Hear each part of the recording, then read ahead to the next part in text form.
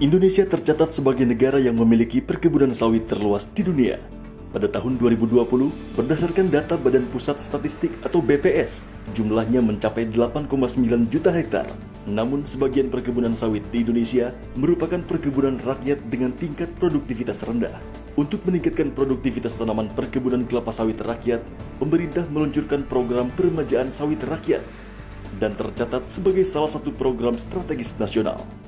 Pemirsa, dari tahun 2020 hingga tahun 2022, pemerintah merencanakan program strategis nasional peremajaan sawit rakyat bisa mencapai luas area seluas 540.000 hektar. Dan di tahun 2021 ini, pemerintah menargetkan program PSR bisa mencapai 180.000 hektar dengan anggaran senilai 5,567 triliun rupiah.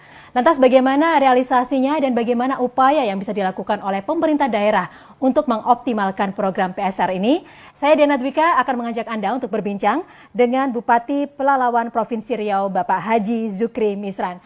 Baik, Pak Bupati. Ya, Mbak Diana. Baik, terima kasih banyak sudah bergabung bersama kami, Pak Bupati. Ya, Assalamualaikum. Waalaikumsalam warahmatullahi wabarakatuh. Baik, Pak Bupati, seperti yang kita ketahui bersama bahwa program PSR ini kan sudah berjalan selama 4 tahun. Bagaimana Anda melihat program PSR ini sejauh ini, Pak? Satu program PSR ini tentu semangat baik karena ini program strategis nasional. Tentu dengan PSR diharapkan ada beberapa faktor yang akan efek yang akan terjadi.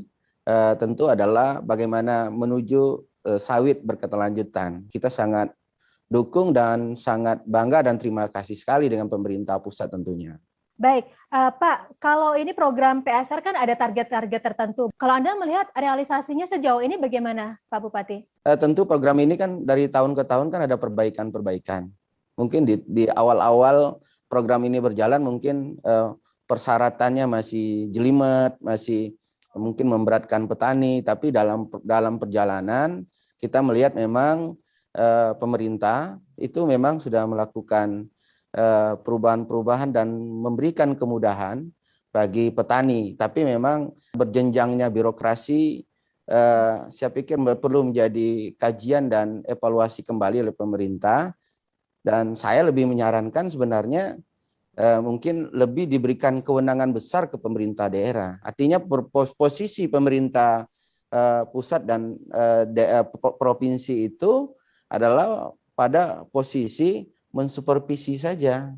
Baik, jika saran Anda akhirnya diterima oleh pusat, kira-kira kendali seperti apa Pak yang bisa dijalankan oleh pemerintah daerah sehingga program PSR ini bisa dipercepat lagi, Pak? Satu, percepatan PSR, dan yang kedua adalah menuju sustainable palm oil itu sendiri, sawit berkelanjutan. Dan kita bahkan punya program juga menstimulasi, mendorong untuk supaya produktivitas petani sawit itu besar. Apalagi dengan kondisi sekarang harga sawit bagus, kalau dia makin produktif sawitnya, maka take home pay-nya, duit yang dibawa pulang oleh petani itu besar, dan kalau besar pasti dia akan membelanjakan. Kalau dia belanjakan pasti akan berdampak terhadap UMKM, artinya ekonomi kita akan semakin besar. Ya, dan Pak, kalau kita ketahui bersama bahwa Pelalawan dan juga Riau ini menjadi salah satu target ya Pak ya untuk percepatan program PSR ini. Bagaimana tanggapan Anda sejauh ini, Pak? Ya, tentu kita terima kasih dengan pemerintah pusat karena itu akan membantu petani kita.